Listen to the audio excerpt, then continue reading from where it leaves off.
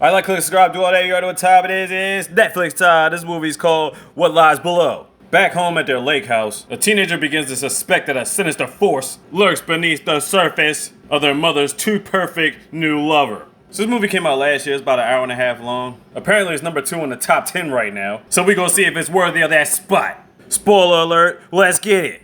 Alright, so we chilling this random summer camp, and here we have Liberty just chilling reading books, and I guess she was just waiting for her mom to pick her up. So here we have her mom, Michelle. Oh shit, that's the girl that like Ice Striker and American Pie. Come on, Stifler, you're always ruining the mood. Fuck.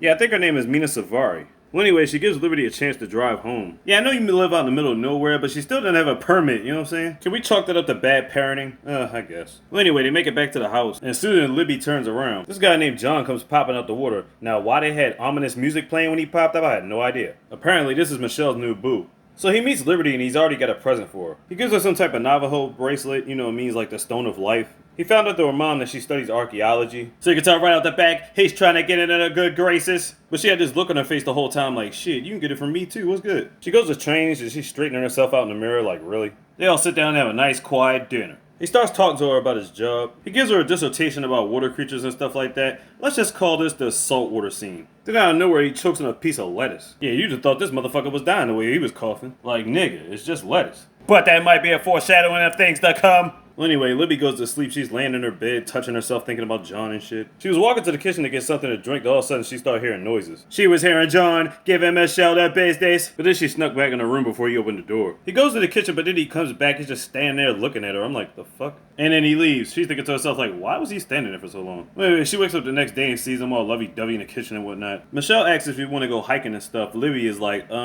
you know it's August the 28th, right? Apparently it's some important day. So it's just them two going outside to this tree. So August the 28th is when their grandpa died. It was like 7 years ago, but each year they put something in a container to, you know, reflect on, remember by. Kind of like a capsule. But Michelle never puts anything of value in there. So we're trying to figure out why, or Libby's trying to figure out why. Michelle talks about how her father never loved her anyway, and they took other daughter over her or something like that. So anyway, after that, Lib is digging through rocks, and her finger gets pricked by some type of centipede. I can't remember the name of it. And John just happens to come back out to let her know that the centipede was protecting his babies. So he cleans up her finger and all that. He talks about his job a little bit more. And he's like, look, the last thing I want to do is make you feel uncomfortable. I mean, if you don't need me to stay, I'll go, you know what I mean? And she's like, no, I don't want you to leave. I want you to stay. Just stay on. Just make sure you keep my mom happy and all that. So she goes in the other room to check on her mom. And she's feeling sick, but she blames on the fact that she can't cook or whatever like that. So she's like, yeah, my stomach was just hurting. Then she drops a bombshell and says that John proposed and she said yes, but she hasn't really told him the real age yet. She's like 42, but she told him she was like 35. She's like, well damn, that's a lot. You're going to tell him eventually, you know what I'm saying? She goes to drink a Diet Coke when she sees John in the window. Then she saw him drinking his own sweat off his shirt. It's like, what the fuck is that about? After that, she takes a quick nap, and she goes to bring John some sodas downstairs in the basement. In the basement, he's got all this aquatic stuff set up. All different types of animals and organisms and fresh water sources. Basically giving a history lesson on that shit. After that, they get in the boat. He's got to pick up some eels or something. Or salamanders or something. So as they're talking, she doesn't even know she's on a period and blood's coming out. He catches it with his shirt to cover it up or whatever. He apologizes. He didn't mean to touch her or anything like that. Then he says it's okay, don't worry about it. But then out the blue, he licks her blood.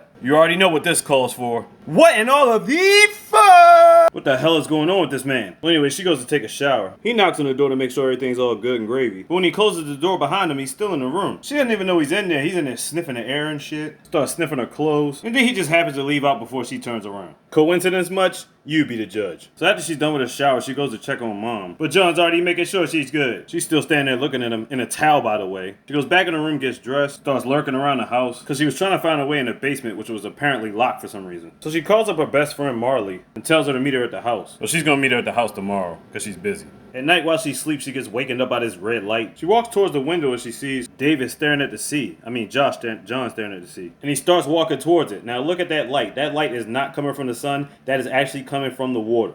Then he disappears into the water like, what the fuck? So she goes outside, starts investigating. And then John pops up from behind like, hey, what you doing out here? She's like, what are you doing, man? I saw you walk into the water, yo. He's like, well, it couldn't have been me. You know, my clothes are dry, so. They get into a conversation. He talks about the only time he never screws up is on his research. He just thinks he fucks everything up in life and all that. But she's like, all right, whatever, and just walks inside. Next morning, she's getting some sleep. Then she hears her mom, Michelle, screaming for her. Mom's all hunched over in the toilet. She thinks it was either the food or she's pregnant or whatever the situation is. So she gives Libby a list of medicines to get from the store. While she picks up some medicines and pregnancy tests at the store. She looks out the window and sees John. What the fuck is he doing there? Arm in arm with a random chick. Who's this lady? He's doing his dirt. He being filthy. Well, anyway, she gets back to the house to get mom medicine and the pregnancy test. And John's there. How the hell did he get back there so fast? He says he appreciates the help. He could take over from here. And as she looks back at him, his eyes started twitching at her. The fuck was that about? Well, while all this is going on, her girl Marley finally showed up. She tells her everything that's been going on and thinks he's a freak, and then the whole blood licking thing and all that shit. She's like, what you want to do? You gotta tell the cops or something. But she's like, nah, mom's head over heels over this guy. Marley's like, fuck this shit, I'm about to let him know what's good. So she goes upstairs to let him know what's up. She's listening in through the vents, and that's all we get. All of a sudden, she's sleeping in bed. Now, what happened in between the time she was listening to the point that she fell asleep? Well, anyway, she goes to check on Michelle again. She's chilling with John. She asks John to scratch her arm. Well, that's another thing I forgot to mention. I don't know what's going on with her arm, but she needs it scratched every now and then. John's done it twice since he's been there, and Libby did it when she was in the car getting picked up from school. Or summer camp, or wherever the hell she was. So Libby busts out all these reasons why she feel like John isn't right for her. Mom's like, why you don't want to see me happy? Like, what's going on with you? She wants Liv to apologize to John, but John's not worried about it. He said, look, we gonna have to learn to forgive and forget. You know what I'm saying? We're gonna try to be a family. And then she sees this with his eye. What the fuck? Did you see that shit? Let's watch it again.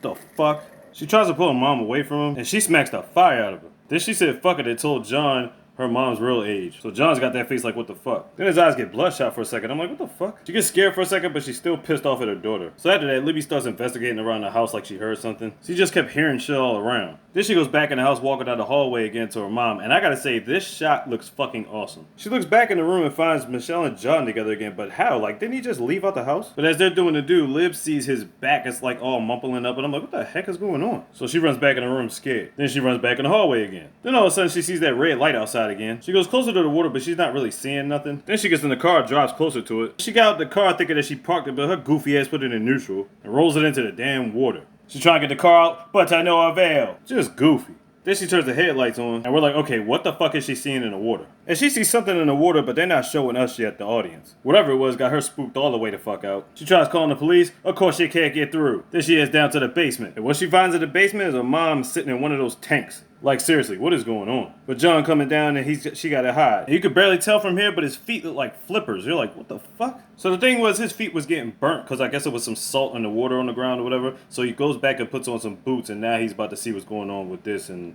mom. And in this scene, she's about to push out a baby early. After she gets whatever she gets out, John goes back to the surface where they carried, and Lib is looking through the window to see what the heck is going on. And he's carrying this thing, and he's about to put like a blue egg in his mouth or something. I'm like, what the hell? While that's going on, she's trying to find a way to get her mom out. But John's about to come back and cause damage. She breaks one of these circuit breaker things so that she's actually able to use the phone to call the police. So she's on the phone with him now, telling them to hurry up. Obviously, she can't tell him it's a monster. Nobody's gonna believe that. So she tells him it's an abusive dad that's beating on him. But then he breaks through, got his clutches. Oh no! He got all yoked up. Then his tongue turns to this long ass sickle thing. But she was somehow able to toss a bucket of salt on him. Now, why would he have all that salt there if he's a freshwater creature? I have no idea. So she gets her mom out the basement, and then we find out the reason why we was hearing all these noises. But before we find out, mom ends up dying, and Libby ends up getting captured. Now she's in another basement, and then we see John about to punch out a wall. Then we see another John punch out a wall, and these walls got bodies in them. Yeah, I'm thinking to myself, Libby's pretty much fucked. Yeah, it's a whole bunch of Johns now, and he look all messed up. He's got one of those blue egg things again, and he makes Libby swallow it. Next thing you know, she's laying in some spot, but it ends up being a watery grave, along with a bunch of other people. So that's that thing that she saw in the water.